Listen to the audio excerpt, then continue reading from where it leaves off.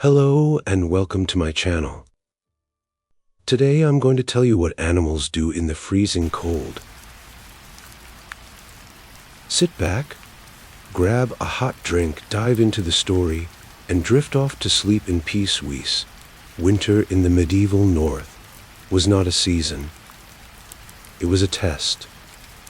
From the moment the first frost silvered the stubble fields of England, or the fjords of Norway began to harden at their edges, every household understood that the months ahead would decide who lived and who did not. This was as true for the ox in the byre as it was for the child by the fire. Because in a world without refrigeration, without imported grain, without any cushion beyond what the earth had given that year, the survival of people and the survival of their animals were the same question asked twice. A farmer in 10th century Norway did not think of his cattle as property in the way a modern person thinks of a car or a tool. An ox was labor stored in muscle. A cow was next year's calf and this year's milk. A horse was the difference between plowing a field in time for planting or watching the season slip away. To lose livestock to cold was not an inconvenience. It could mean a family did not eat the following autumn. It could mean a village could not pull its plow when the dawn came. The stakes were absolute, and so the effort put into keeping animals warm was not sentimental. It was strategic, and it shaped the architecture, the economy, and even the religion who practiced it.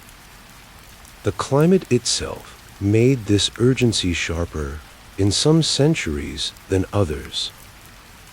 For much of the early medieval period,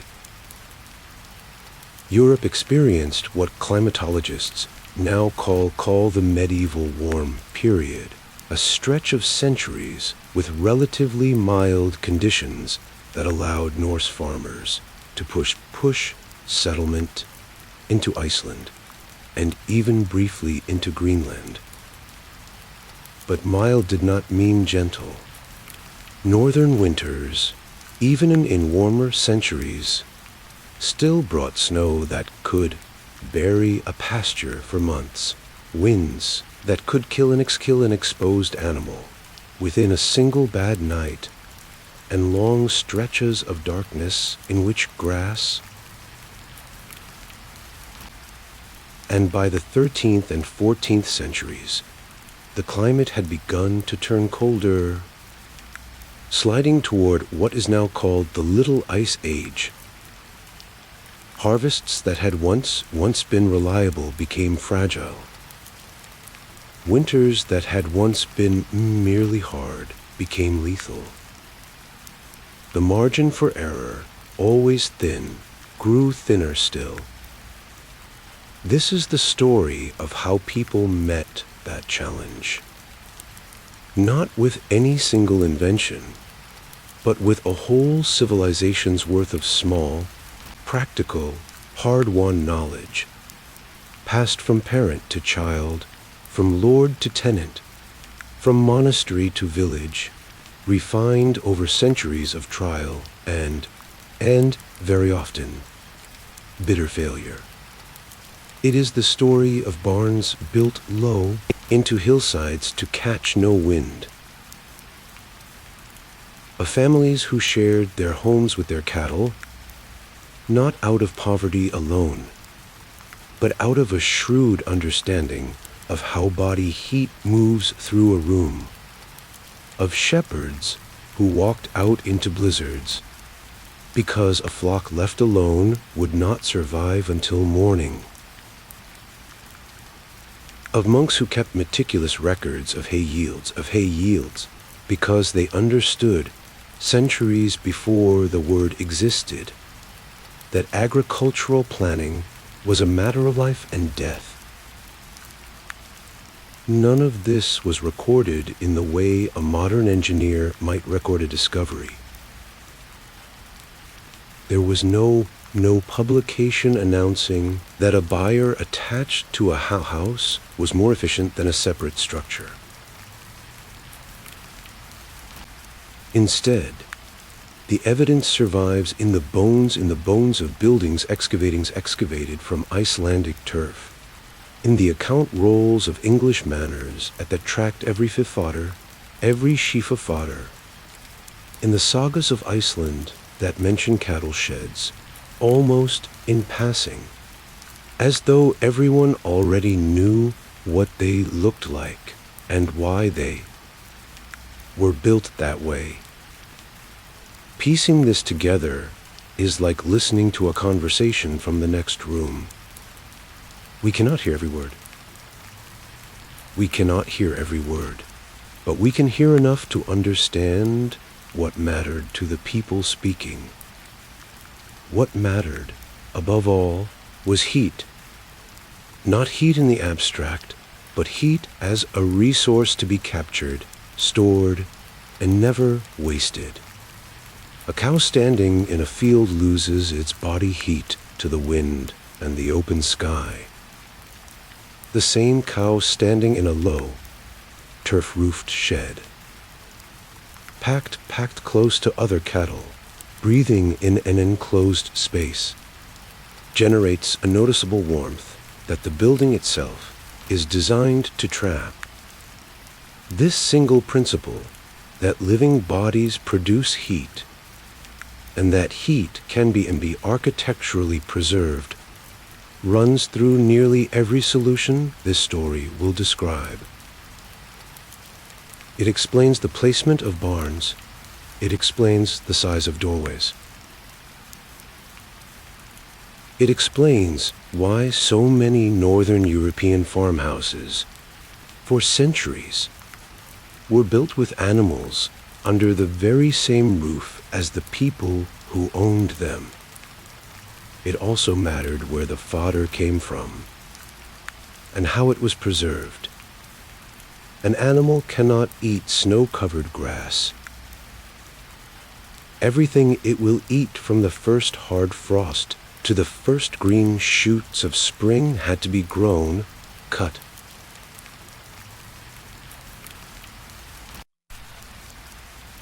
This turned every summer into a race against an invisible deadline.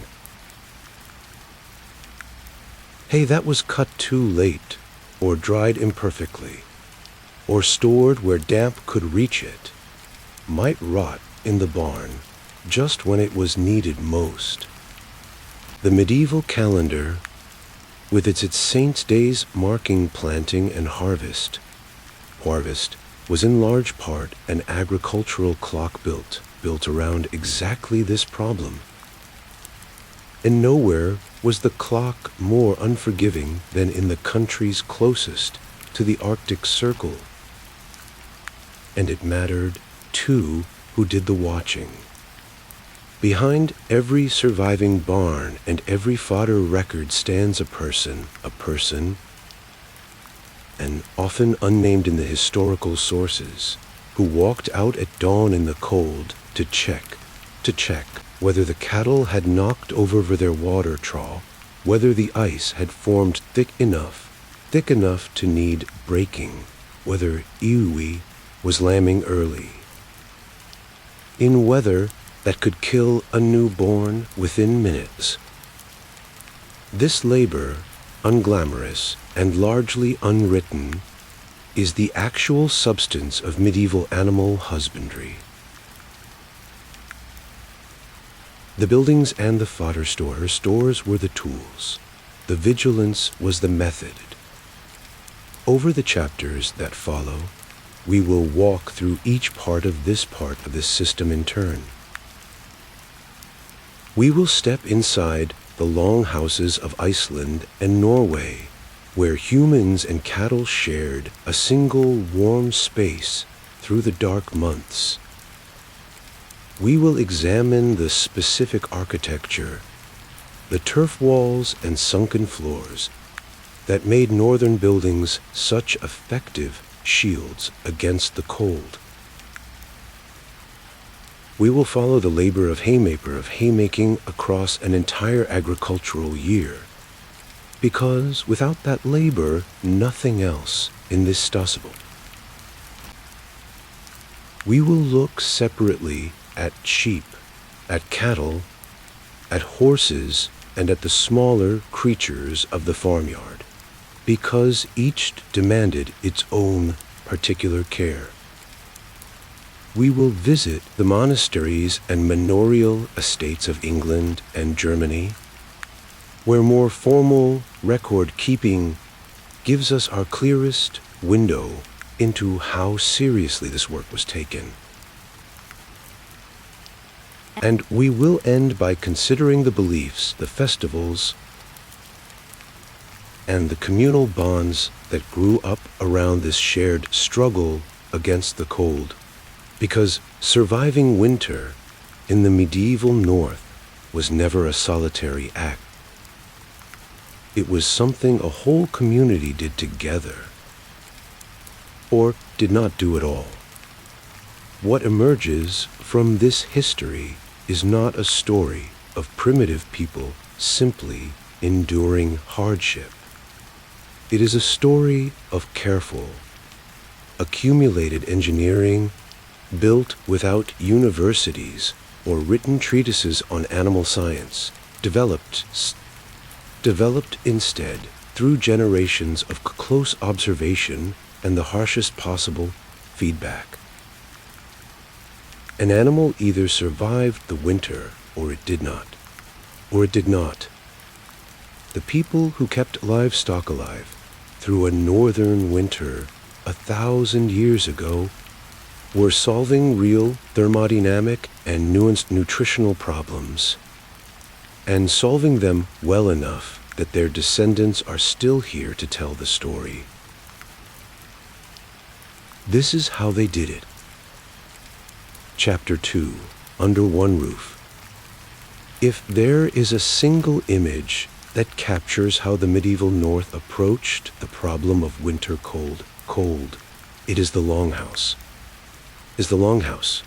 Found across Iceland, Norway, and parts of northern Britain, the longhouse was not simply a home. In its most common form, it was a home and a barn combined, a single long structure divided internally, so that people occupied one end and cattle occupied the other, separated sometimes by nothing more than a low partition or a shared central idol. This arrangement can look, to modern eyes, like a compromise born of poverty or lack of space. The historical and archaeological evidence tells sharing a roof with livestock was it a deliberate strategy, and a remarkably effective one for managing heat in a climate where fuel for fires was often scarce, and where the difference of even a few degrees could determine whether an animal survived the night. Cattle are large animals with a great deal of metabolic heat to give off. A single cow at rest releases a steady, significant amount of warmth simply through the ordinary business of being alive. Multiply that by several animals housed together, and a modest enclosed space can rise noticeably in temperature compared to the freezing air outside.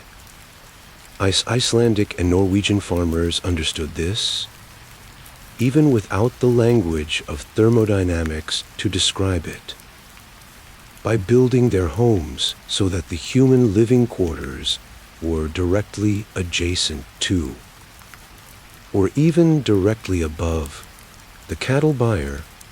They allowed some of that animal warmth to rise and pass into the spaces In many recorded longhouse designs, the byre was positioned at the end of the building most exposed to prevailing winds, acting as a kind of living windbreak that absorbed the worst of the outside cold before it ever reached the human quarters. Archaeological excavations of Icelandic farms from the Viking Age and after have uncovered this pattern again and again. The buildings were typically oriented along an east-west or similar axis chosen to minimize the exposed wall facing into the harshest winds. Walls were built thick, often using a core of stone or timber packed and layered with turf, sometimes reaching well over a meter in thickness. Turf, cut in blocks from the surrounding land, is a remarkably effective insulator. It traps air within its dense mat of roots and soil, resisting the passage of cold from outside and heat from inside. Much the way modern insulation works, though no medieval farmer would have described it in those terms. They simply knew from watching generations of houses stand through generations of winters that turf walls kept a house warmer than walls of bare timber or stone alone. Roofs followed the same logic. A turf roof, often laid over a layer of birch bark or similar waterproofing material, added yet another thick blanket of insulation above the living space. In excavated sites, these roofs could be extraordinarily heavy, requiring substantial timber framing to support the load, but the investment paid for itself every winter in retained heat. Some of the oldest and most exposed farms in Iceland show byre walls built directly into the slope of a hillside, using the earth itself as an additional layer of insulation on the side most exposed to the weather. This technique, sometimes called earth sheltering in modern building science, reduces the surface area exposed to wind and takes advantage of the fact that soil a short distance underground maintains a far steadier temperature than the open air above it. Doorways were kept deliberately small and low. This might seem like a minor detail, but in a building where every entrance was an opportunity for warm air to escape and cold air to rush in. A small doorway with a heavy door, sometimes just a hide or a plank held tight against the frame, mattered enormously. Some longhouses even used a short internal passage or vestibule between the outer door and the main living space, creating an airlock of sorts that prevented a single opening of the outer door from flushing all the accumulated warmth out of the building at once. Inside, the arrangement of the byre itself was carefully considered. Cattle were typically tethered in stalls along the long walls of the building, often facing inward toward a central aisle. This meant the animals' bodies' lines lined the coldest parts of the structure. The outer walls, using their own mass and warmth to buffer the interior space from the cold exterior, while also making it easier for a farmer to walk the central aisle each day to feed, water, and inspect the animals without disturbing them unduly.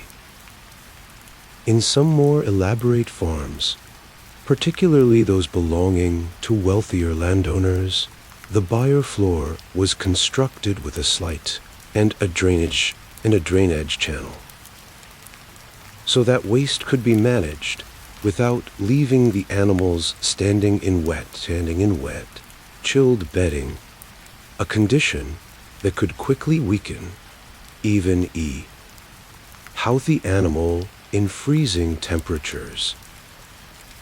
The practice of housing animals within or immediately adjacent to human dwellings was not unique to Iceland and Norway. In parts of medieval England, particularly in the pastoral regions of the north and west, a building type known as the longhouse appears as well, sharing many of the same features.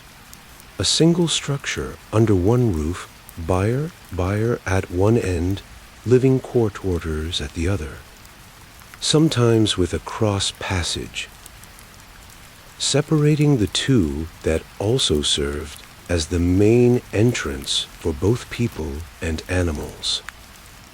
In Germany and other parts of continental northern Europe, farmhouses of the type historians call the Low German house, or Niedersachsen Haus, similarly combined living quarters, animal stalls, and storage for hay and grain under a single vast roof, with the barn portion often occupying the largest share of the interior space.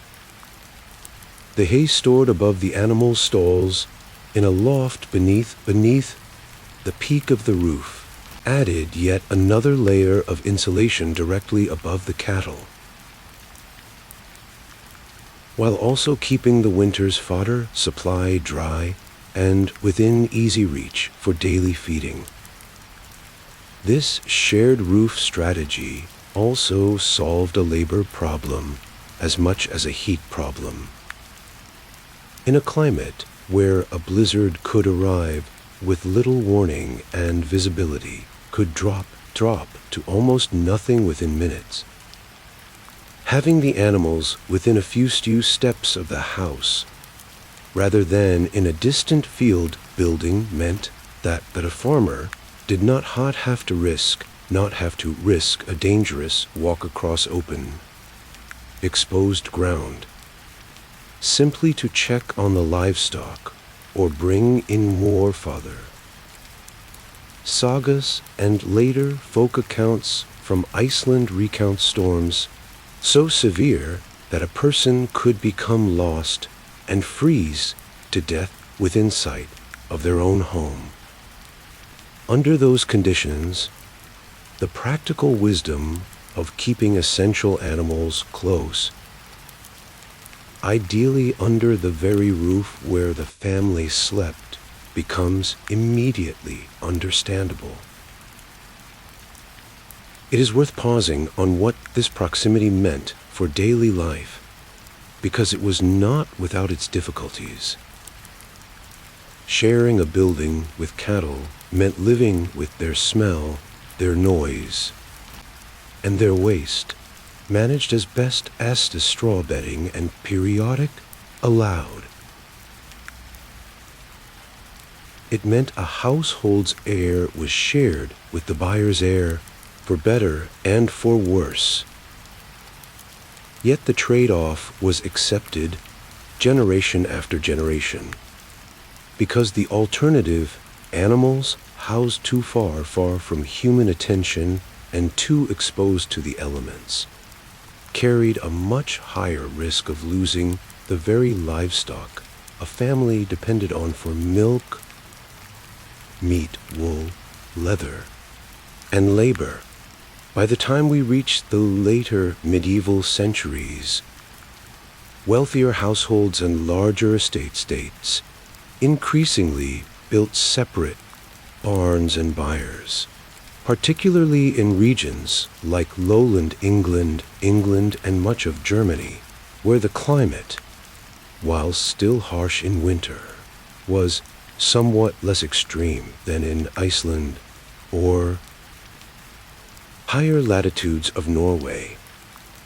But even in these more separated arrangements, the core principles established by the older combined longhouses persisted.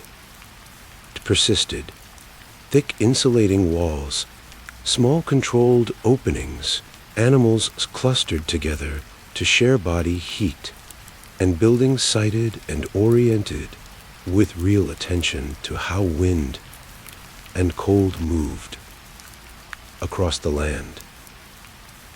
The longhouse, in other words, was not simply a stage in architectural history that separate barns eventually replaced. It was a proof of concept, tested across centuries and countless winters, and its lessons-shaped animal housing across the medieval North long after the combined human and animal roof itself became less common. Chapter 3: Building Against the Wind.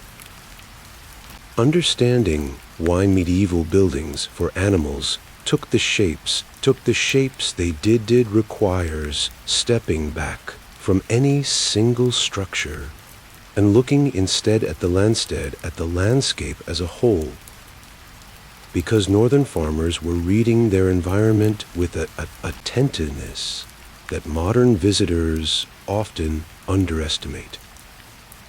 Every decision about where to place a byre, which direction its door should face, and how thick its walls needed to be, was a response to specific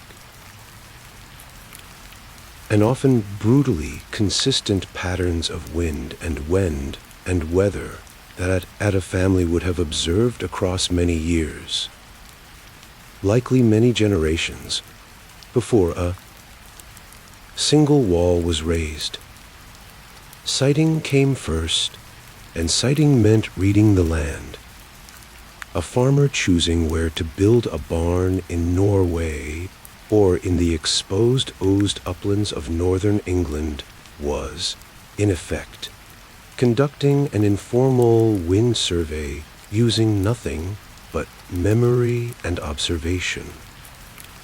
Hollows and the leeward sides of hills offered natural shelter from prevailing winds, and farms across the medieval north repeatedly show buildings tucked into just such locations, taking advantage of edge of a slope or a rip or a ridge that would absorb the worst of a storm before it reached the animals, where no natural shelter existed.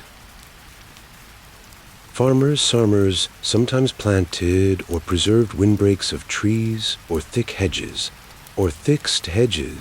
understanding without any formal science to explain it, that a barrier which slowed the wind even before it reached a bill's walls made a measurable difference to the temperature. Inside, the orientation of the building itself mattered as much as its location. Excavated farm sites across Iceland and Norway show a consistent tendency to orient the long axis of a byre or longhouse so that its shorter, gable ends faced into the most common direction of harsh winter winds, presenting the smallest possible surface area to the worst weather, while the longer walls, which contained the bulk of the interior space, were shielded somewhat by this orientation. A gable wall is simpler to reinforce and insulate heavily than an entire long wall, and building at this angle to prevailing winds reduced the overall heat loss of the structure considerably compared to a building placed carelessly, broadside to the weather. Materials were chosen with similar care, shaped heavily by what was locally available, since transporting having building materials any real distance in a pre-industrial society was slow, expensive, and often simply impossible in winter conditions. In Iceland and much of Norway, where usable timber was scarce, turf and stone became the primary materials for walls. And as discussed already, turf in particular proved an outstanding insulator when cut and laid correctly in overlapping courses similar to bricks, sometimes reinforced with a wooden or stone frame to bear the structural load, while the turf itself provided the thermal barrier. In regions with more accessible woodland, such as much of England and Germany, timber framing became the dominant technique, often filled between the structural timbers with wattle, al, and daub, a woven lattice of thin branches packed and coated with a mixture of clay, straw, sometimes animal dung, which, once dried, formed a surprisingly durable and reasonably insulating wall surface. Roofs deserve particular attention because a poorly built roof could undo the benefit of even the best walls.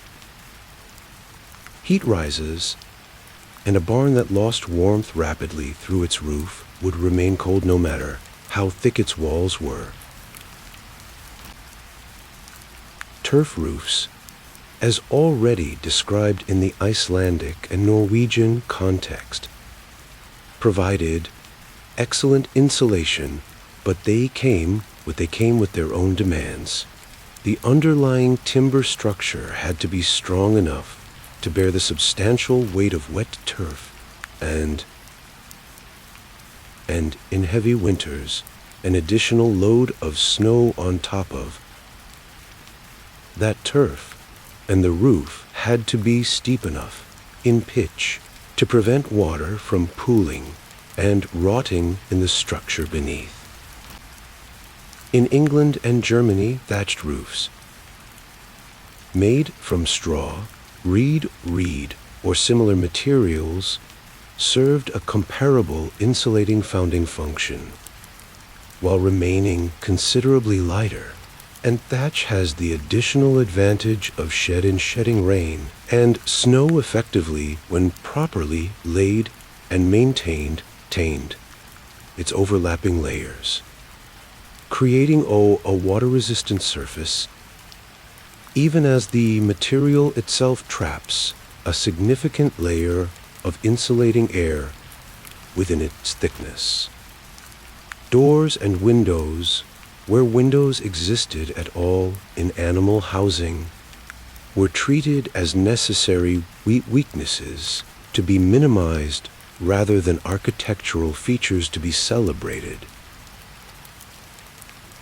Openings were kept small, positioned where possible on the side of a building sheltered from prevailing winds, and fitted with whatever covering was available and practical, whether a simple wooden shutter, a hide hung across the frame, or in wealthier establishments, a more substantial door built from plank timber and hung on iron or wooden hinges.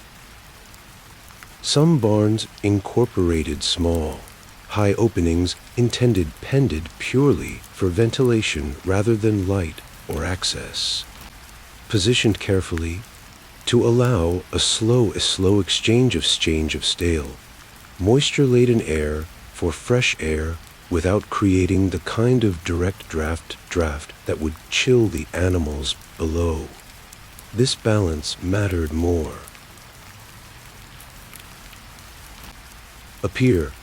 A barn sealed too tightly could trap dangerous levels of moisture from the animal's breath, and waste, leading to damp conditions that encouraged illness.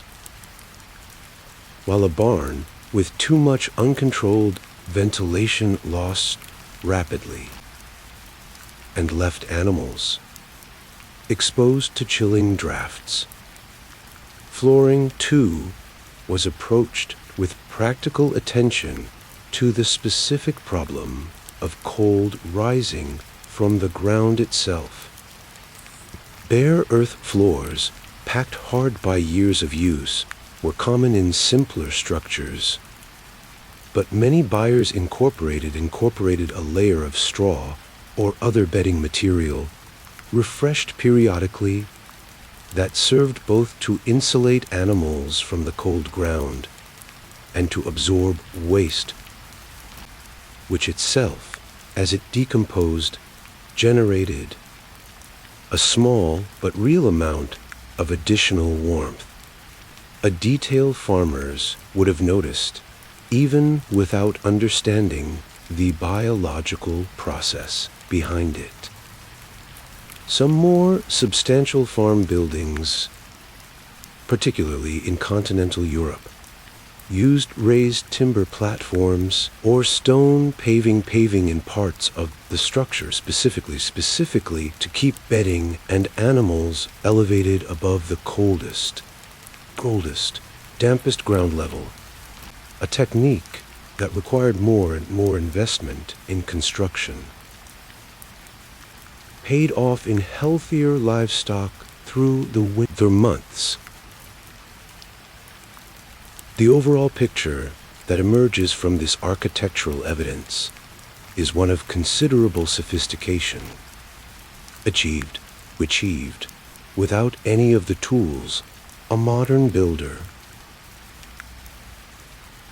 There were no thermometers to measure the actual temperature difference a turf wall made, no scientific studies comparing insulation values of different roofing materials, no engineering calculations to determine optimal wall thickness.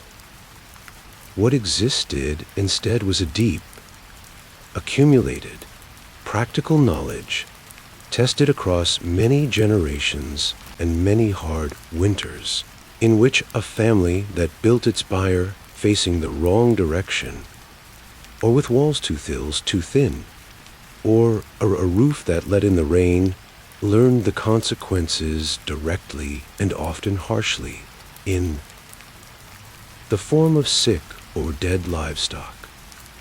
That harsh feedback loop, repeated across an entire society over centuries, produced building practices that were, in their own context, remarkably effective solutions to a genuinely difficult problem.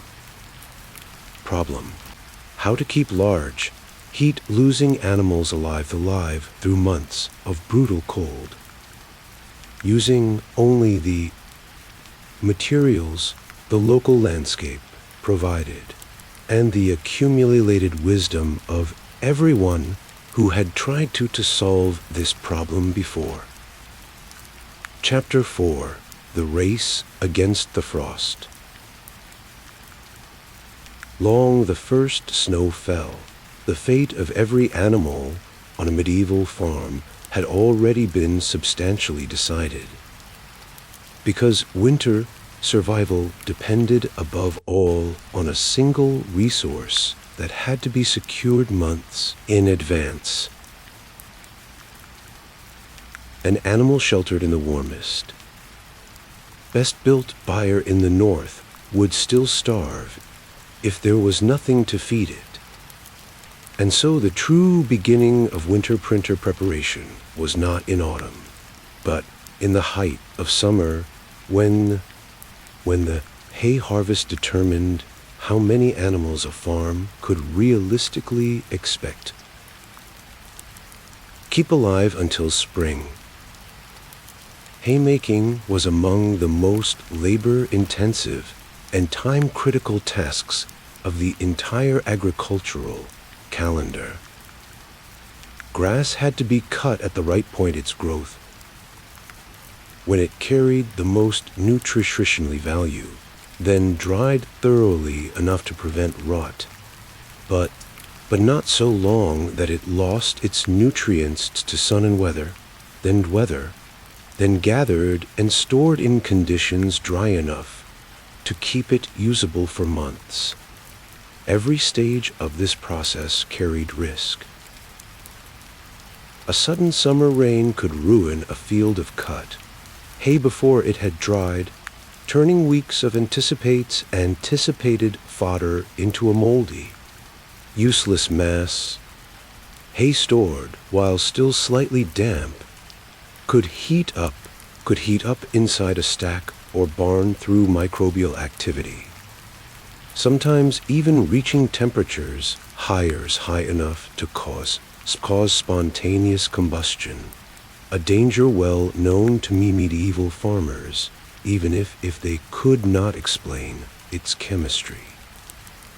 Because of these risks, haymaking demanded not only hard physical labor, but also careful timing and constant attention to the weather. And it typically required the participation of an entire household, and often the cooperation of an entire community, working through the short window of good summer weather. In Iceland and Norway, where the growing season was shorter and less forgiving than farther south, hay took on an almost sacred importance. Icelandic farms were often assessed and valued, quite literally, by the quantity and quality of hay meadow they possessed, a measure directly tied to how many cattle and sheep the land could support through winter. Some of the most detailed surviving medieval Icelandic records concern exactly this. The size of hayfields, the ownership of grazing and mowing rights, and disputes between farms over access to the limited, good hay-producing land. This was not bureaucratic obsession for its own sake.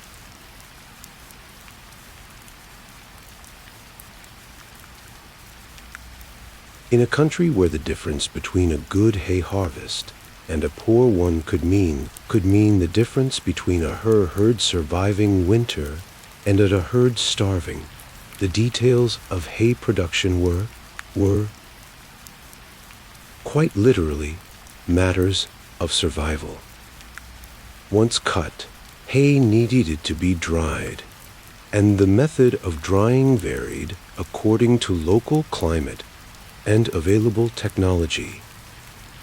In many parts of Scandinavia and Britain, hay was gathered into small stacks or cocks in the field, shaped specifically to shed rain from their surface while allowing air to continue circulating through the interior, gradually completing the drying process even after the hay had been gathered.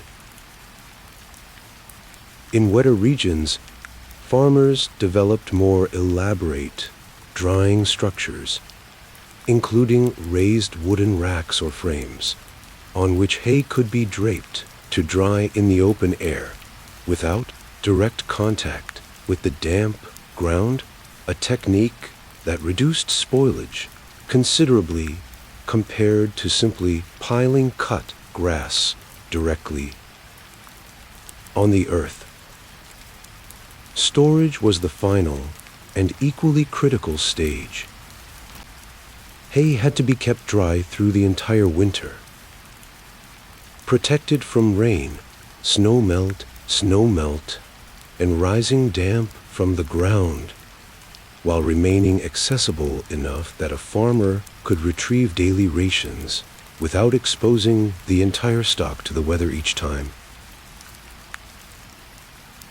Barns with hay lofts, as seen in the German farmhouse tradition, and in many English agricultural buildings, positioned the stored hay above the animal stalls, a placement that served the dual purpose of keeping the fodder dry and elevated while also, as mentioned in the previous chapter, further layer of insulation between the cold outside air pressing against the roof and the warmer air generated by the animals below. Where dedicated barns were not available or not large enough, outdoor haystacks were built with careful attention to shape and covering, often topped with a thatch-like cap-up of straw or turf, specifically designed to shed precipitation and protect the valuable fodder beneath. Hay was not the only fodder resource medieval farmers relied upon, and the range of supplementary feeds used across the medieval North reveals a resourcefulness born of genuine scarcity. Straw, the dry stalks left over after grain crops like barley, oats, and wheat had been harvested, was less nutritious than hay, but still valuable as bulk feed, particularly for animals like cattle that could extract some nourishment from tougher, fibrous material. Leaves and young branches gathered and dried in late summer from certain trees, particularly ash and elm. Elm provided another supplementary source of fodder in regions where hay alone was insufficient to sustain a herd through the full winter, a practice documented across Scandinavia and parts of Britain and Germany. In coastal areas of Norway and Iceland, seaweed gathered from the shore was fed to sheep and occasionally cattle during particularly harsh winters when other fodder ran short, a practice that persisted into much later centuries and speaks to just how far communities were willing to extend their search for anything that could keep an animal alive until spring grass returned. Grain itself, when available in surplus beyond what a household needed for its own bread and ale, might be fed sparingly to particularly valuable animals, such as a plow team of oxen whose labor was essential to the coming spring planting, or a lord's prized horses whose strength and health carried a social as well as practical importance.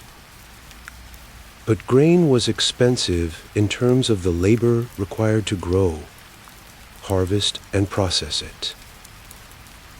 And using it as animal feed was generally a last resort, or a luxury reserved for the animals a household could least afford to lose. Behind all of this lay a constant, careful process of calculation that every farmer, whether a free peasant with a few animals or the steward of a great monastic estate, had to perform each autumn. How many animals could realistically be fed through the spring with the fodder that had actually been secured that year? This calculation, repeated on every farm across the medieval North each autumn, often led to a difficult and unavoidable decision.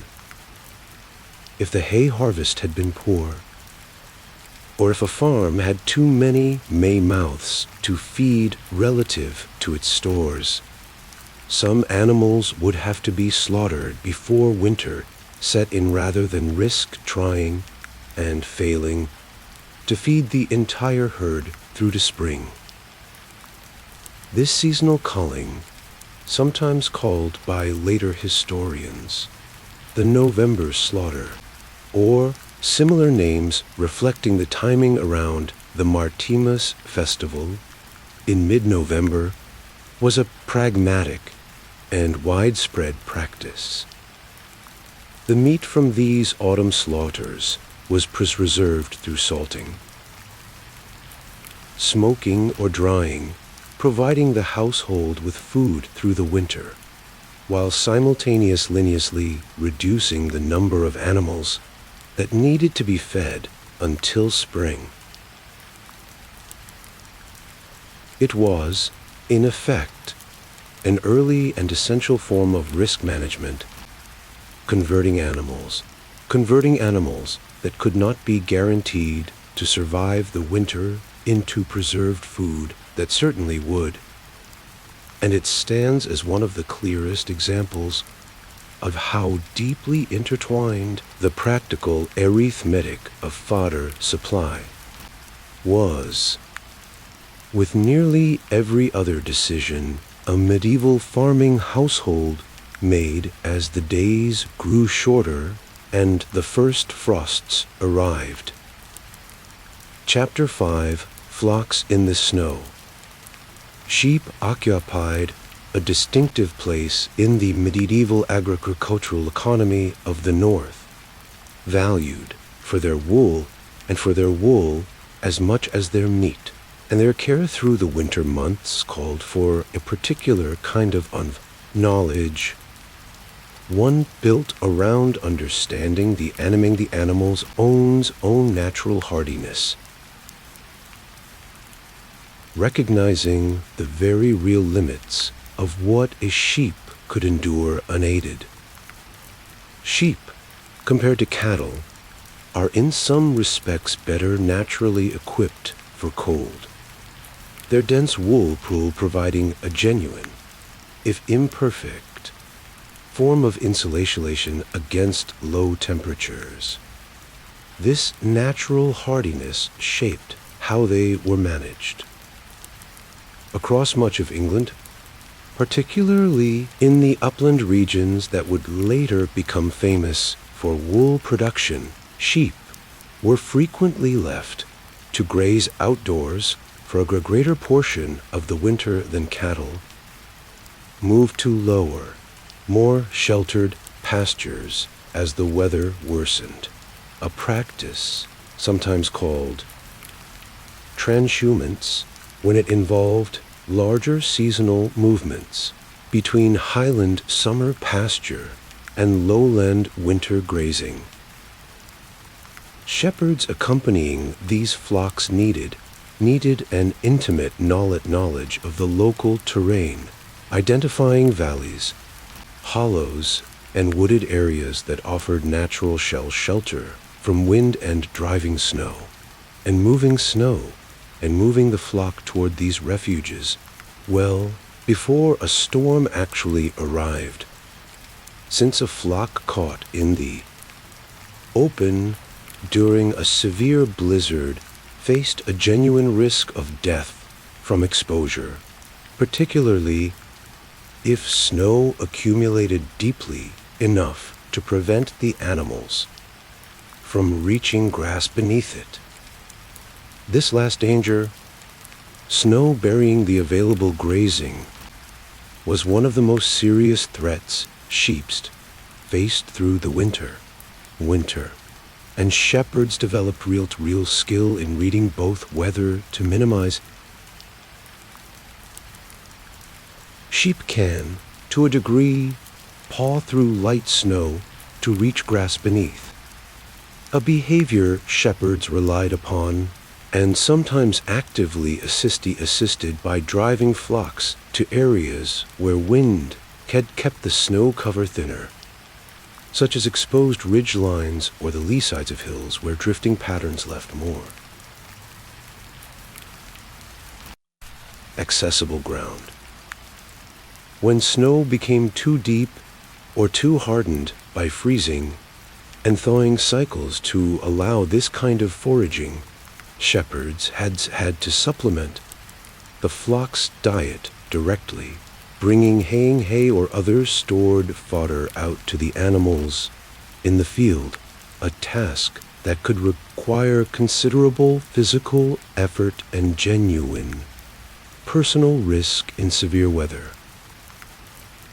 Walking out into open, exposed country specifically because the animals could not be brought to shelter quickly enough or in large enough numbers. Lambing presented its own distinct and urgent seasonal challenge. Depending on the specific region and local practice, lambing might occur in late winter or very early spring, time to balance the risk of cold against the benefit of lambs having as much of the growing season as possible to mature before the following winter arrived. A newborn lamb, wet from birth and not yet capable of regulating its own body temperature effectively, was extremely vulnerable to cold, and a lamb born during a cold snap without immediate attention could die within a very short time. Shepherds through this period kept an especially watch on pregnant ewes, often bringing them into whatever shelter was available.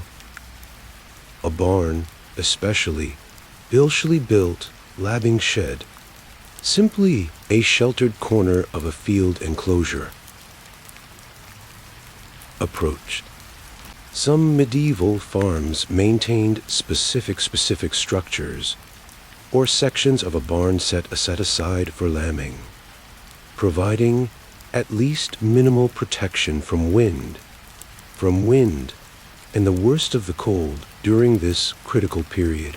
And shepherds sometimes assisted difficult birth this directly, understanding that both ewe and lamb needed to be kept as warm and dry as possible in the hours immediately following birth.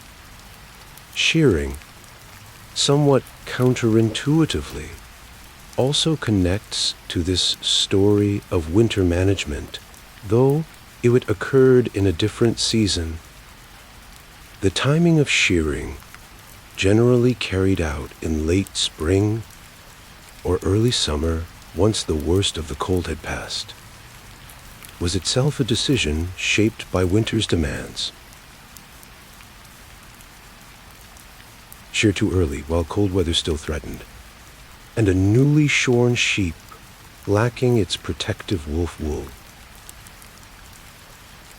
A real risk of dangerous exposure, a concern reflected in agricultural guidance and practice across medieval England and the wider region. This meant the wool that sheep carried through the winter months was not simply left to grow incidentally. In effect, deliberately preserved as the animal's own natural winter coat, until season had genuinely turned, at which point its removal for use in textile production could proceed, without endangering the animal. Housing for sheep, when it was provided at all, tended to be simpler than that built for cattle, reflecting both the animals' greater natural hardiness and their generally lower individual value compared to a plow ox or a dairy cow, though flocks collectively represented enormous economic importance, particularly on the great monastic sheep farming estates that will be discussed in a later chapter. Simple three-sided shelters, open on the leeward side, sometimes sufficed to give a flock a place to escape the worst of wind-driven snow, while still allowing them to move freely in and out as conditions changed. Enclosed folds, areas surrounded by walls of stone, turf, or woven hurdles, a kind of portable wooden fencing panel widely used across medieval England, provided both shelter from wind and protection from predators, an ongoing concern in a period when wolves still ranged across significant parts of the northern European countryside and posed a genuine threat to flocks left unprotected, particularly at night. The role of the shepherd himself deserves particular attention in this account, because so much of a flock's winter and survival ultimately depended not on any building or stored fodder, but on the vigilance, skill, and physical endurance of the individual or individuals responsible for its daily care. Manorial records from medieval England frequently list the shepherd as a distinct and valued position among a manor's agricultural workforce, sometimes provided with specific housing near the sheepfolds themselves, so that watch could be kept even through the night during the most dangerous periods of winter and lambing. This was demanding, often solitary work, carried out in conditions that could be genuinely life-threatening to the shepherd as well as the flock. And it represents one of the clearest examples in this entire history of how the survival of medieval livestock depended not merely on architecture or stored food, but on sustained, skilled, and often personally dangerous human labor and attention applied daily, without exception, for the entire duration of the cold season. Chapter 6, The Cattle and the Buyer. Cattle held a position of particular importance in the medieval agricultural economy of the North, valued simultaneously for milk, for meat, for hides, and critically for their labor as draft animals, pullings, and carts. This combination of uses meant that cattle, and especially oxen used for plowing, represented one of the single most valuable categories of livestock a household or estate could own, and their winter care reflected that importance through some of the most consistent and carefully documented practices of the entire medieval agricultural calendar.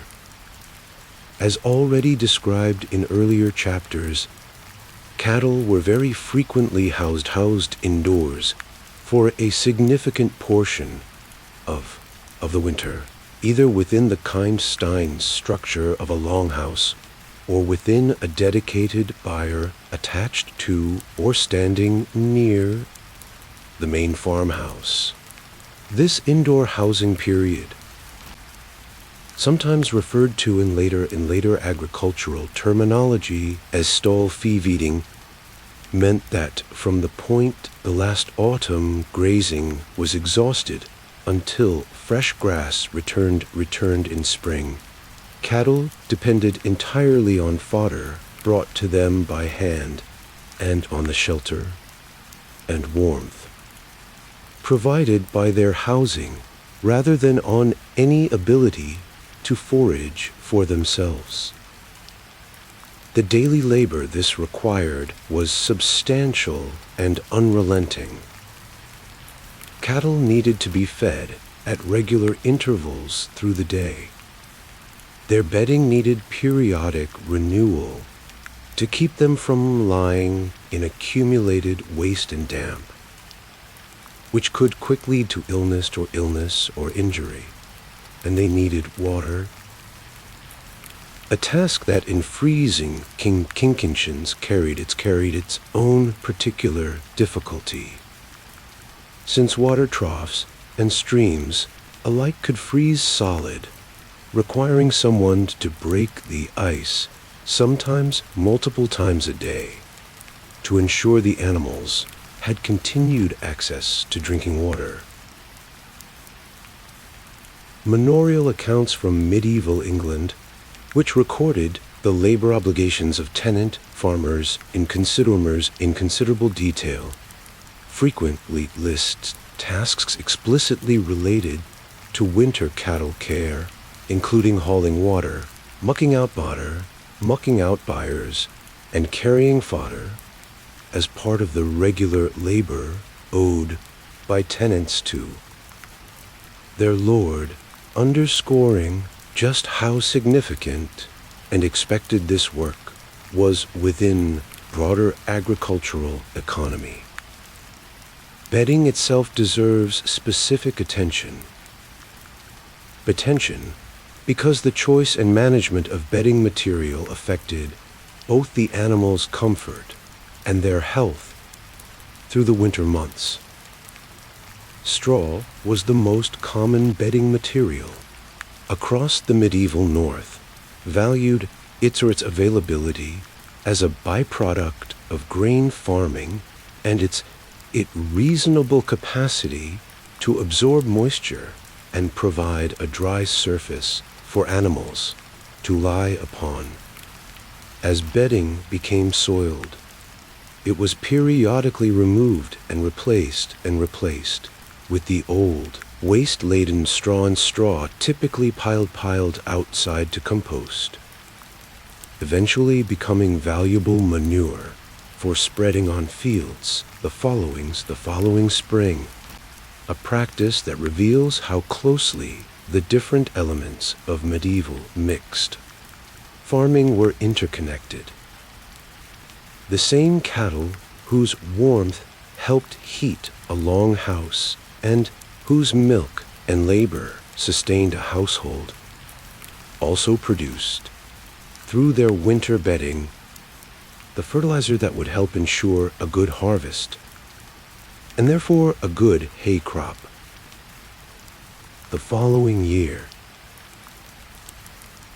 oxen, specifically the cattle trained and maintained for plowing, received particular attention during winter because of the critical importance of their condition heading into spring.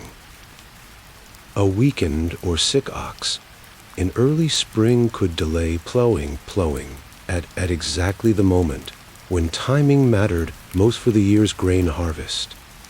And so, wealthier farms and manorial estates often prioritized fodder outer allocation to ensure their plow teams remained in adequate condition through the winter months, sometimes providing them with a somewhat richer diet than other cattle, if supplies allowed. Recognizing that the health of these specific animals carried consequences extending well beyond the winter itself and into the success or failure of the entire following agricultural year. Dairy cattle, kept primarily for milk, presented a related but distinct set of winter management concerns. Milk production naturally decreases through the winter months as an animal's diet shifts from fresh summer grass to stored, less nutritious hay, and medieval households understood and planned around this seasonal decline, often reducing their reliance on fresh milk during that in favor of cheese and other preserved dairy products made during the more productive summer season, when grass was plentiful and milk yields. Even so, maintaining at least some milk production through winter mattered enough that cattle kept specifically for this purpose sometimes received somewhat better shelter or supplementary fodder compared to animals being raised primarily for eventual slaughter.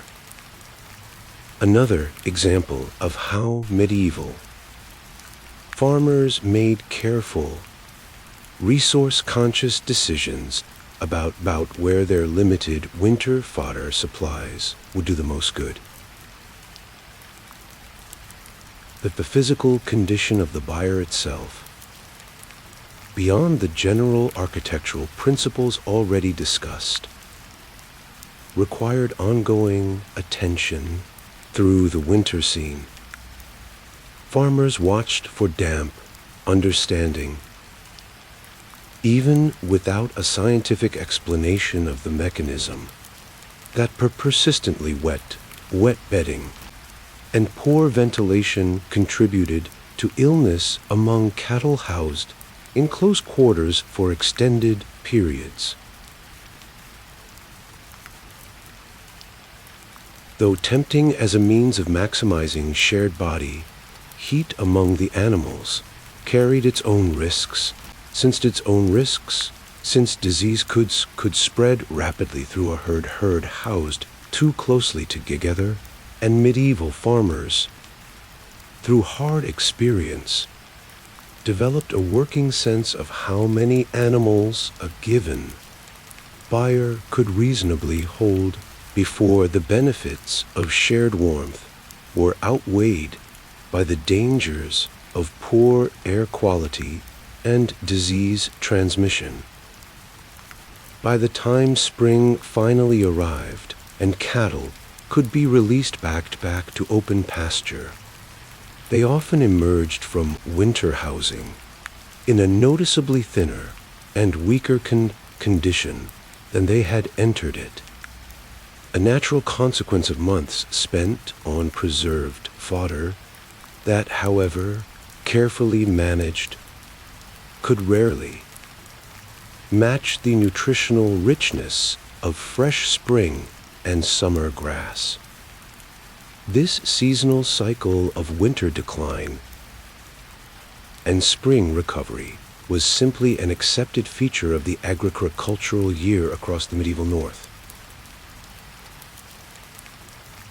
And it explains why the return of good grazing in spring was met with such evident relief and importance in agricultural records and folk tradition alike. The entire elaborate system of winter cattle care described in this chapter, the buyers, the bedding, the fodder calculations, the daily labor of feeding and watering through the cold months, existed for exactly this purpose, to bring as many animals as possible through to that sprovery, alive, and condition healthy enough to resume their essential roles in the agricultural economy for another year. Chapter 7. Horses, Strength, and Status. Horses occupied a unique place among medieval livestock, valued not merely for labor in the way oxen were, but also for their role in warfare, in transport, and as visible markers of social status, particularly among the nobility and the knightly class. This combination of practical and symbolic importance meant that horses, especially the more valuable war horses and riding horses kept by wealthier households, frequently received a standard of winter care that exceeded what was typically provided to cattle or sheep. Reflecting the animals, individual value, and the specific physical demands placed upon it. Stabling for horses, where resources allowed, tended to be more carefully constructed and maintained than housing for other livestock. Wealthier households and manorial estates often built dedicated stables, separate from the general cattle buyer, providing horses with individual or small group stalls that could be more closely monitored and managed than the larger communal housing typical for cattle and sheep. These stables incorporated many of the same fundamental principles already discussed.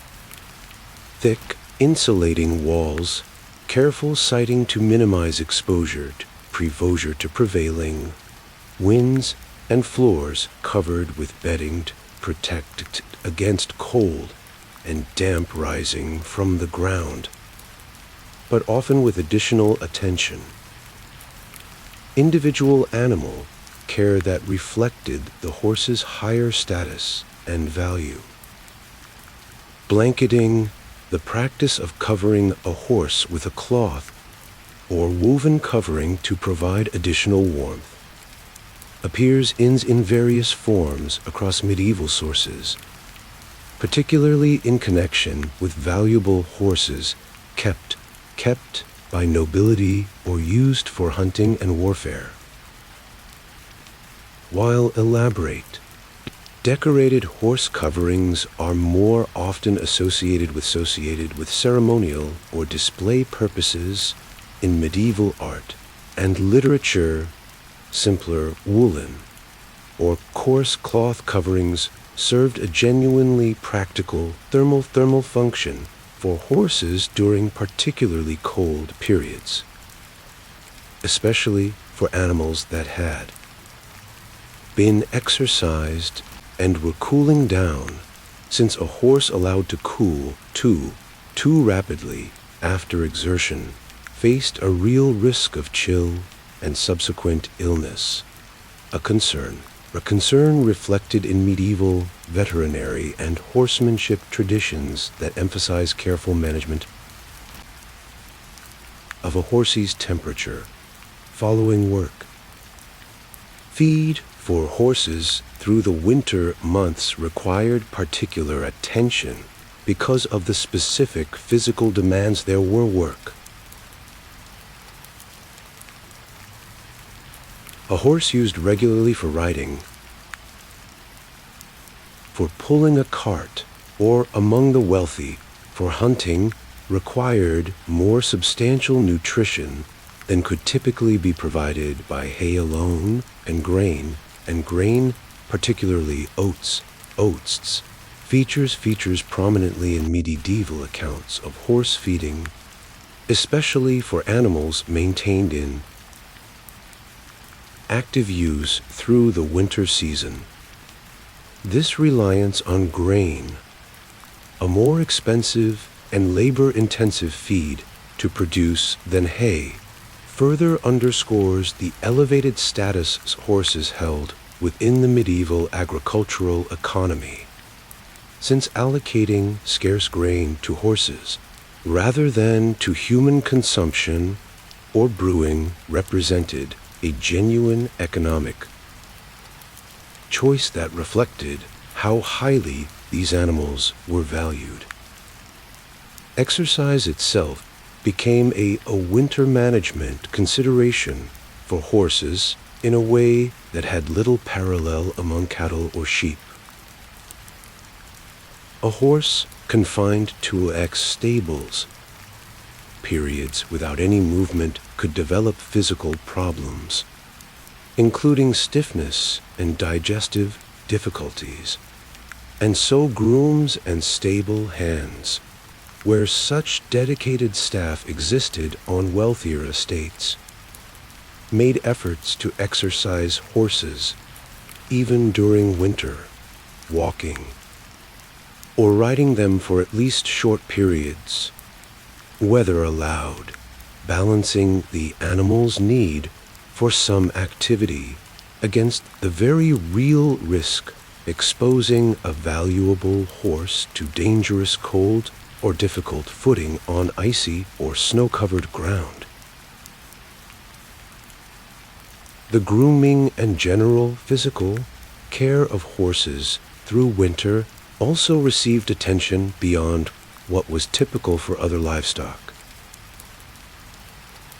A horsey's coat, like that of other animals, thickened naturally through the winter months, providing some degree of natural insulation. But regular grooming remained important to maintain the health of the coat, prevent the accumulation of mud and ice, particularly around the legs and hooves, and allow a groom or owner to notice early signs of illness or injury that might otherwise go undetected until they had become more serious. Hooves, in particular, demanded specific winter attention, since ice and hard, frozen ground created genuine risks of injury, and horse issuing, where available and affordable, provided some protection against these hazards, though the practice and quality of horse eschewing varied considerably across different regions and social classes throughout the medieval period. Beyond the practical horses used for everyday agricultural and transport labor, war horses held a special place that warranted particular attention to their winter condition. A knight's or lord's war horse represented an enormous individual investment, both in the animal's purchase price and in the years of training required to prepare it for combat, and maintaining such an animal in good physical condition through the winter months carried real military and social significance. Chronicle and other medieval sources occasionally note the difficulties armies faced when campaigning during winter months, difficulties that extended directly to the condition of their horses, since a poorly fed or improperly sheltered war horse could not be expected to perform reliably. Eventually called upon, and this military reality further reinforced the broader medieval understanding that horses is required and deserved a standard of winter that reflected their exceptional value. It would be a mistake, however, to suggest that all horses across medieval society received this elevated standard of care. The horses owned by poorer peasant households, where they existed at all, typically received housing and feed much closer to what was provided to cattle, reflecting the more limited resources available to such households. In many peasant farms across the medieval north relied primarily on oxen, rather than horses, for plowing specifically because oxen, while slower, were generally cheaper to maintain and somewhat more tolerant of the coarser fodder that was all a modest household could typically provide through the winter months. The story of horse care through the medieval winter is therefore, in significant part, also a story of social and economic stratification, in which the quality of sheltered and attention an animal received tracked closely with the wealth and status of the household or estate that owned it. Pattern that, in various forms, runs throughout this entire history of medieval animal winter care. Chapter 8. the smaller creatures of the farmyard, alongside the larger livestock already discussed. Cattle, sheep, and horses, medieval farms across the north also kept smaller animals, pigs and poultry chief among them. Winter management, whose winter management, while receiving less attention in surviving records than that of the larger and more economically dominant species, nonetheless reveals own peculiar set of practical adaptations shaped by the specific needs and behaviors of these different creatures.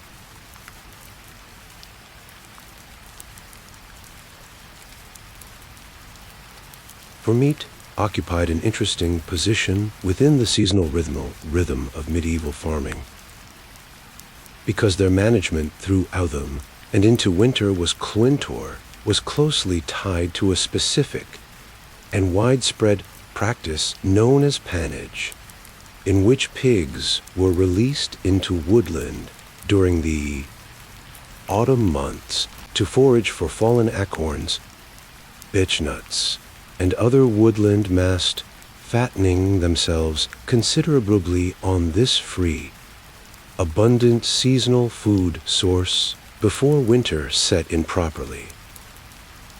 This practice, well documented in English sources, including the Domesday Survey, which specifically records woodland extent in terms of the number of pigs it could support through pannage, meant that much of a pig's young's own preparation for winter was in effect handled by the animal's own foraging behavior in the weeks before the harshest weather arrived.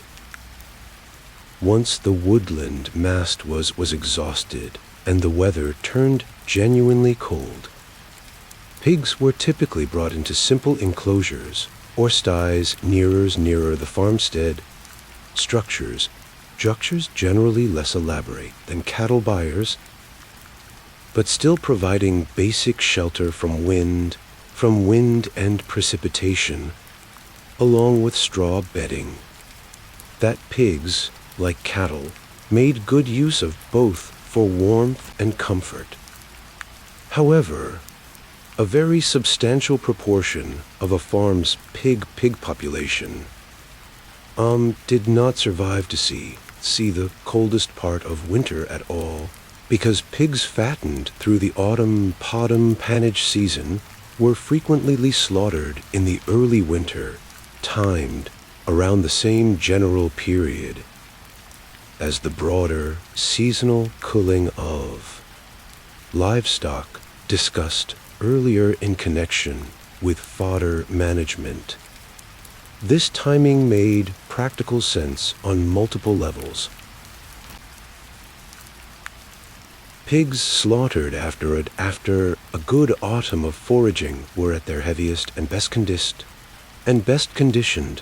The cooler winter weather itself aided the preservation of the resulting meat through salting and smoking, and reducing the pig population before the depths of winter reduced the overall burden on a household stored fodder supplies at exactly the point when that fodder needed to stretch to cover the animals being kept to spring.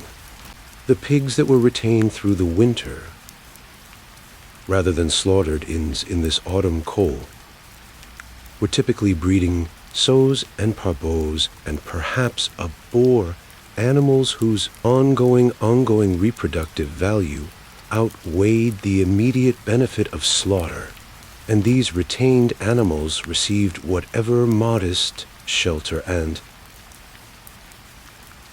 supplementary feed, often kitchen scraps, spoiled grain, or acorns gathered and stored specifically for this purpose, a household could spare through the winter months.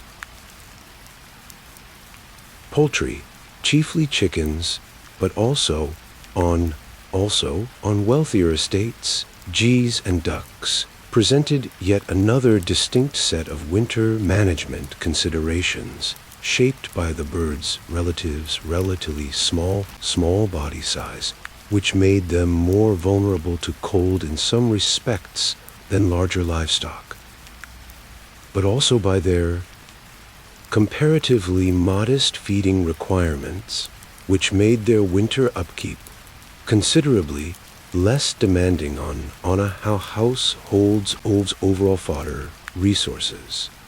Chickens were commonly housed in simple structures, sometimes a dedicated small coop, sometimes a corner of a larger barn, or even, on the smallest peasant holdings, a section of the family's own living space, reflecting the same basic logic of shared warmth already discussed in relation to combined human and cattle housing, though on a much smaller scale.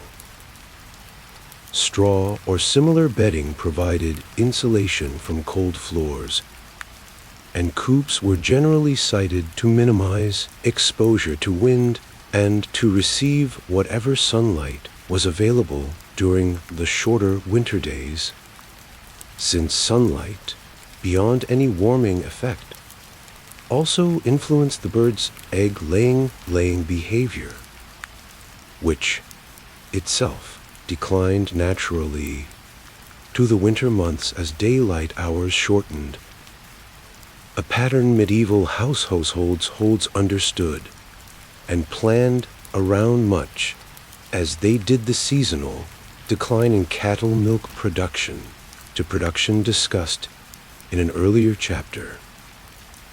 Feeding poultry through winter relied on a combination of kitchen and household scraps, whatever grain a household could spare, often the lower quality portions unsuitable for human consumption or for sale, and, where available, foraging opportunities within farmyards and nearby areas during periods when snow cover was not too deep or persistent. Geese, somewhat hardier than chickens due to their larger size and dense feathering, were sometimes kept in simple outdoor enclosures with only minimal shelter, particularly on manorial estates and monastic holdings, where geese were raised in larger numbers, valued for meat, feathers used in bedding, and, notably, in the fletching of arrows and eggs. Beyond pigs and poultry, some medieval households, particularly in regions and periods where beekeeping was practiced, faced specific winter challenge of keeping bee colonies alive through the cold months, since honey represented one of the few significant sources of sweetness available. The widespread importation of sugar and beeswax held considerable value for candle making, including candles used in religious and monastic contexts. Beekeepers understood, again through accumulated practical observation rather than any formal scientific understanding of bee biology, that hives needed protection from the most extreme cold and from excessive moisture, and traditional steppe hives woven from straw in a domed shape were sometimes given additional outer protection, a covering of thatched turf, or even manure packed around the base, specifically to help the colony survive through the winter months. An example of how even the smallest and most specialized forms of medieval animal husbandry practical winter. protection strategies adapted to the specific needs of the creature involved. Taken together, the care given to these smaller farmyard animals, though it left a lighter mark on the historical record than the more economically dominant cattle, sheep, and horses already discussed, reveals the same underlying pattern that runs through this entire history. A careful, resource-conscious matching of shelter and seasonal timing to the specific biological needs and economic value of each type of animal a medieval household or estate depended upon, adapted again and again to the hard, unforgiving realities of a northern winter in which nothing, from the largest plow ox to the smallest hen, could be kept alive without genuine and sustained human effort and attention. Chapter 9. The Monasteries and the Manor.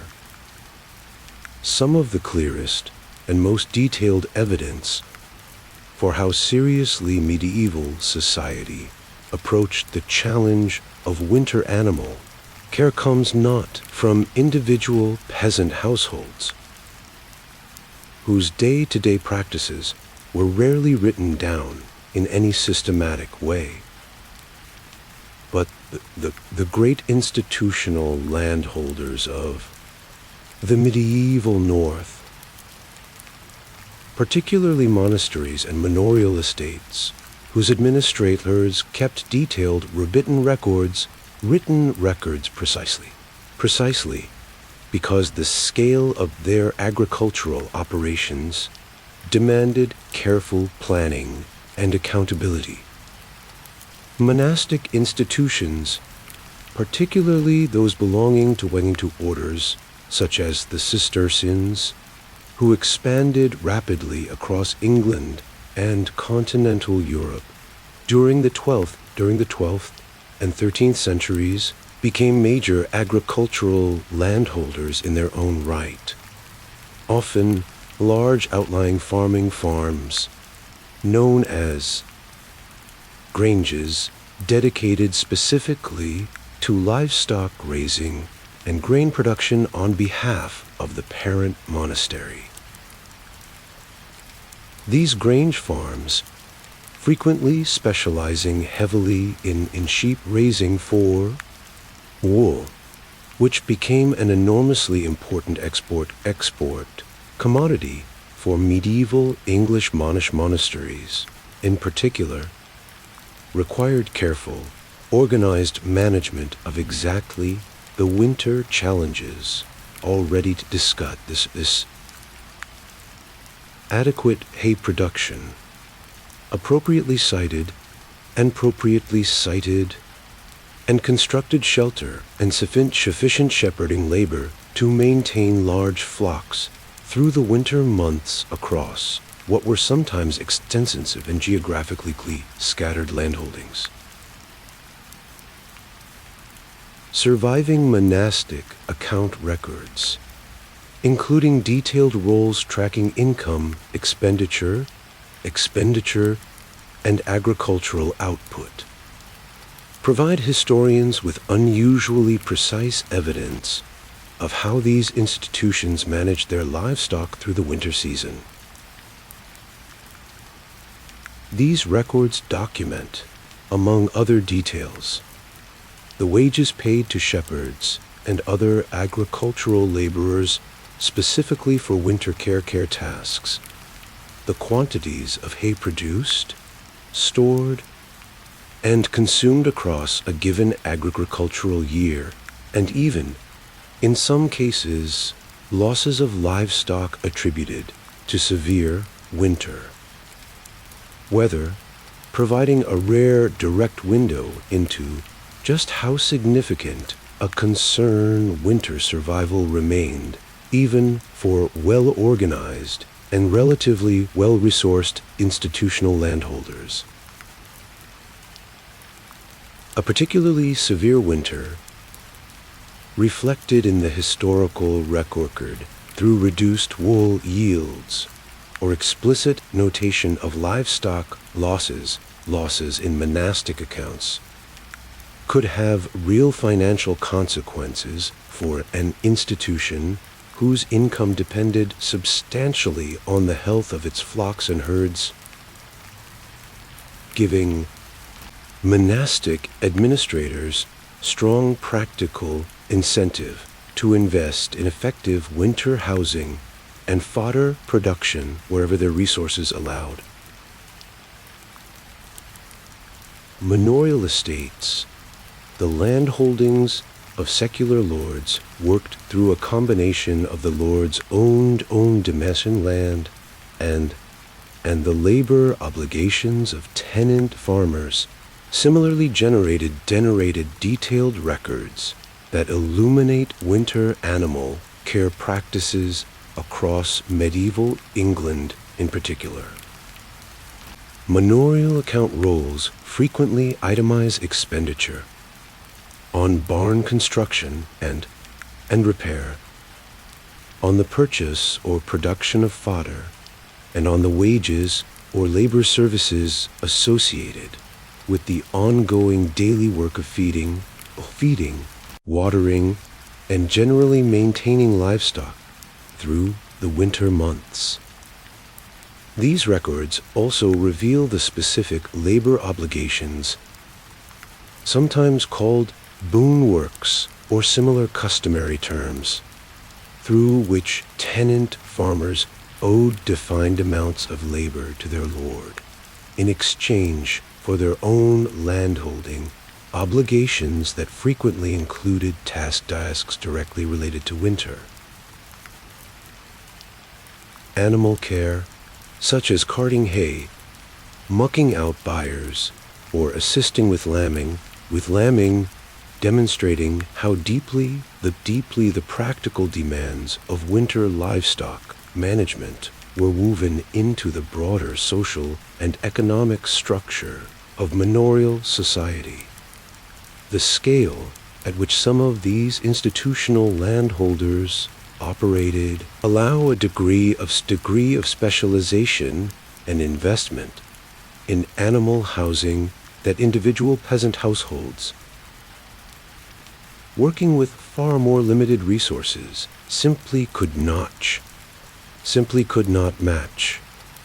Larger, more substantially constructed barns, sometimes surviving in modified form into the present day, particularly in the case of certain famous English monastic barns built to an impressively large scale, specifically to store the tithe grain and hay owed to a monastery by surrounding tenant farms, reflect this institutional capacity for investment in agricultural infrastructure. These great barns, built with substantial timber framing, in some cases stone walls, incorporated the same basic principles of insulation and weather protection already discussed throughout this history, but executed at a scale and level of craftsmanship that individual smaller farms rarely achieved. Institutional record keeping also allows historians a rare glimpse into how medieval agricultural managers thought about risk and planning across multiple years, rather than simply reacting to each winter as it arrived. Monastic and manorial administrators appear, from surviving records, to have engaged in genuine forward planning, adjusting the size of flocks and herds maintained on a given estate based on assessments of available grazing and hay producing land, and making deliberate decisions about how many animals to cold before winter based on realistic projections of available fodder, decisions that closely parallel,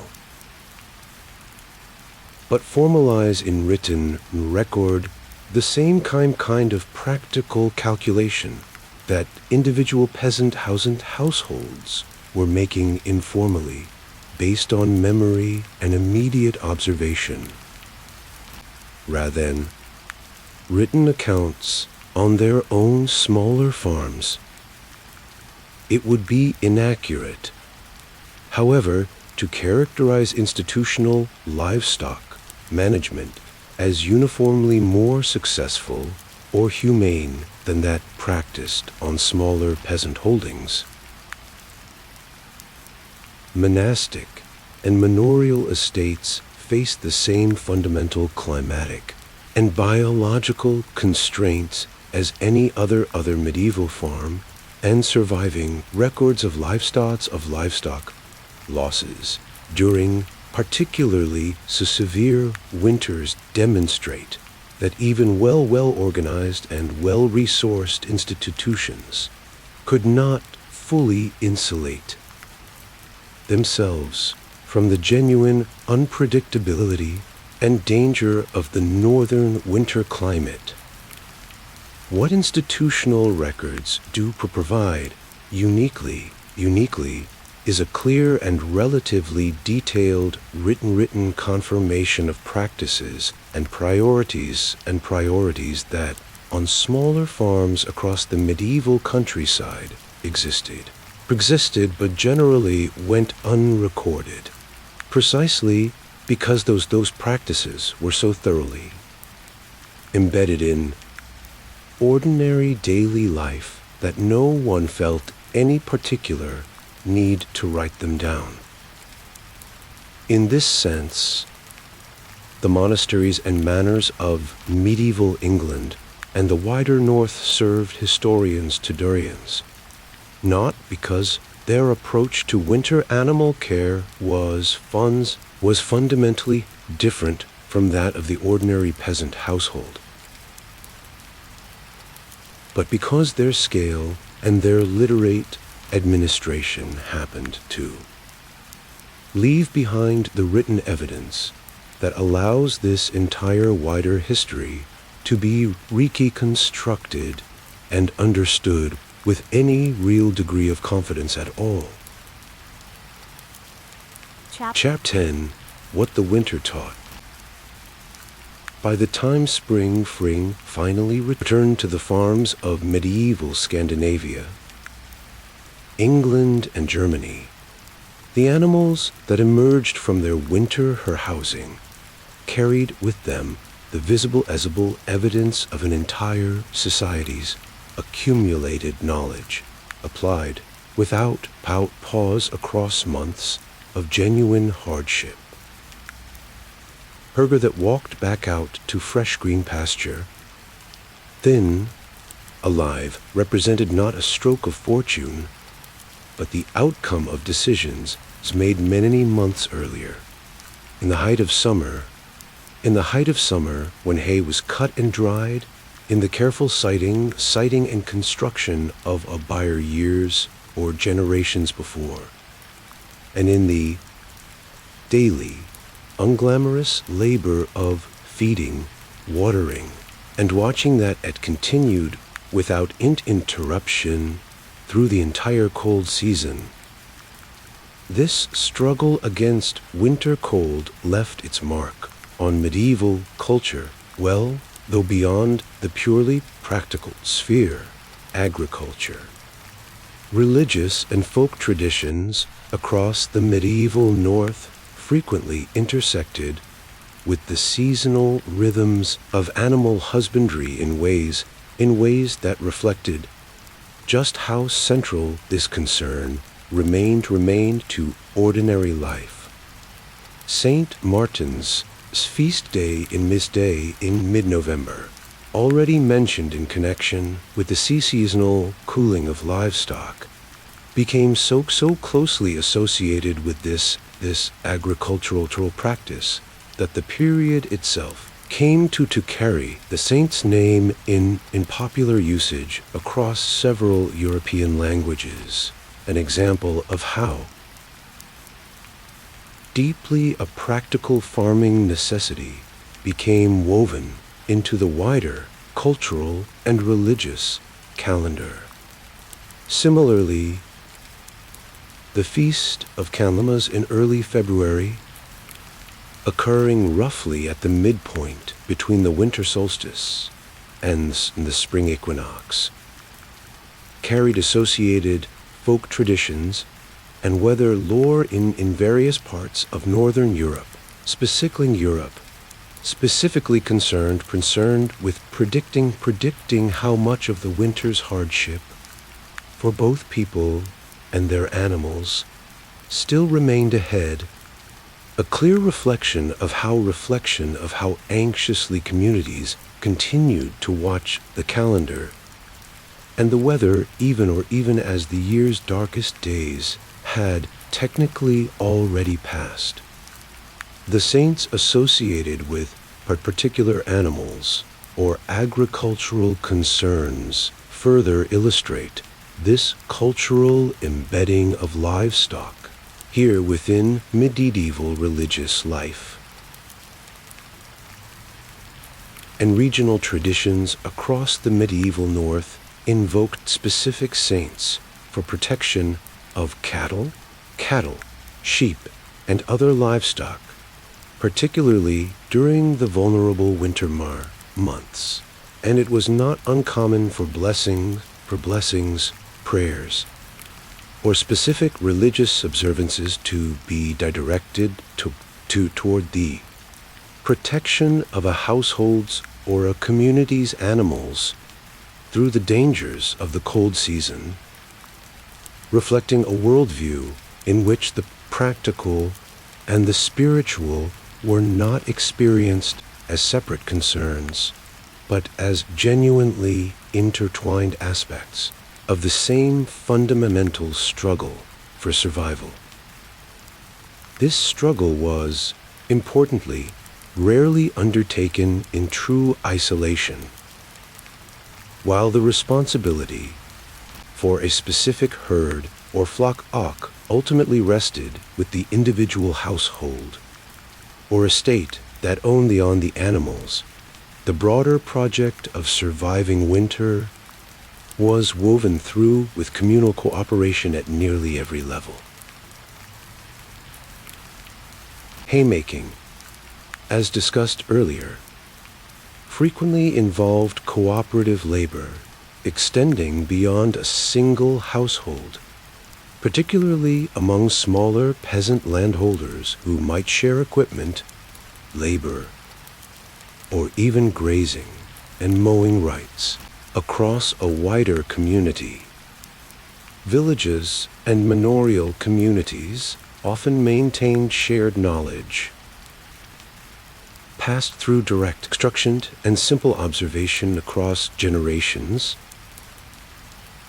about which local areas offered the best natural shelter for livestock, which building techniques had proven most effective against the local pattern of prevailing winds, and which warning signs in the sky or the behavior of animals themselves tended to precede the most dangerous storms. A body of accumulated environmental knowledge that no single individual could have developed alone across only one lifetime. The genuine danger of this entire enterprise should not be understated or romanticized. Severe winters, when they came, could and did result in significant livestock losses across entire regions, with consequences extending well beyond the immediate loss of the animals themselves into reduced availability of milk, meat, and wool in the following year, weakened plow tier that could delay or reduce the success of spring planting. And In the most severe cases, genuine famine conditions for the human population that depended on these animals as an integral part of their food and economic security. Historical record, though it speaks more often through the indirect evidence of manorial accounts and archaeological remains than through explicit dramatic narrative, nonetheless makes clear that the medieval North's relationship with winter cold was one of persist, serious risk, managed as effectively as available knowledge, labor, and resources allowed, but never fully eliminated. What stands out most clearly across this entire history, considered as a whole, is the sheer consistency and seriousness of purpose with which medieval communities across Scandinavia, England, and Germany approached this recurring seasonal challenge. Every element examined across this account, the careful architecture of turf-walled longhouses and thatched barns, the months of advanced labor invested in cutting, drying, and storing hay, the specific and differentiated care given to cattle, sheep, horses, and smaller farmyard animals according to their particular needs and in value. The detailed institutional record-keeping of monasteries and manors, and the broader cultural and religious traditions that grew up around the seasonal rhythm of this struggle, together represent a genuinely sophisticated, if entirely empirically derived, system for managing one of the most fundamental challenges any agricultural society situated in a cold climate must face. It was a system built not from written scientific principles, but from centuries of direct, often harsh, trial and observation, refined generation after generation by people whose survival and whose animals' survival depended on getting it right. The descendants of these medieval farmers in Iceland, in Norway and Norwayed, in England and in Germany, inherited not only the animals and the land their ancestors had worked so hard to preserve through countless hard winters, but also this entire accumulated body of practical knowledge, much of which continued to inform agricultural practice in these regions for centuries after the medieval period itself had ended. In the low, turf-covered barns that still dot the Icelandic countryside, in the enduring architectural logic of the German farmhouse, and in the long pastoral traditions of English sheep farming, the practical wisdom developed across the medieval centuries to answer one difficult question: how to keep animals alive through a northern winter, remains visible even today, a quiet but enduring testament to the ingenuity, the discipline, and the sheer sustained effort of the people who first worked out the answer. One hard winter,